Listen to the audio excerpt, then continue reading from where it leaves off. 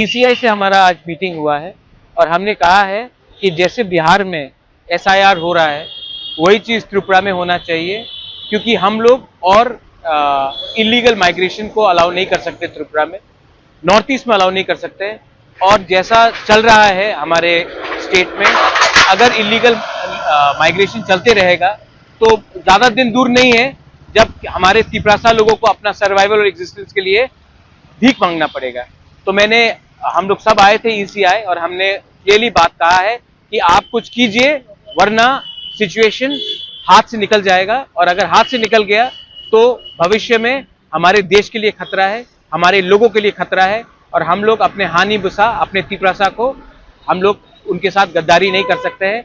Illegal migrants को आप detect कीजिए, डिलीट कीजिए और डिपोर्ट कीजिए बांग्लादेश। हम लोग इलीगल माइग्रेंट के संग हिंदुस्तान में और त्रिपुरा में उनको 1 इंच जगह भी नहीं दे सकते। ये आज बात हुआ। त्रिपुरा के अलावा और किसी के साथ, जैसे कि बीजेपी हो गया, कांग्रेस? देखिए, हम लोग एक इंडिपेंडेंट पार्टी है।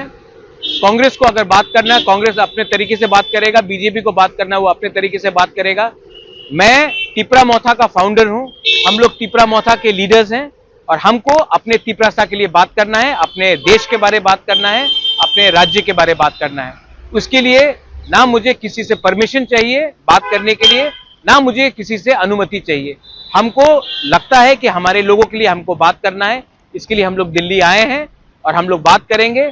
और बात अगर और भी बढ़ाना है तो और भी बात बढ़ाएंगे, सुप्रीम कोर्ट जाना है तो सुप्रीम कोर्ट भी जाएंगे, लेकिन इलीगल माइग्रेंट्स को त्रिपुरा में हम जगह नहीं दे सकते हैं। जो गलती 50s में हुआ, 60s में हुआ, 70s में हुआ, 90s में हुआ, वो गलती हम लोग 2025 में पॉलिटिकली और सोशली रिपीट नहीं करेंगे। ये बात क्लियर है। आपको क्या लगता है, बिहार जैसा होगा त्रिपुरा?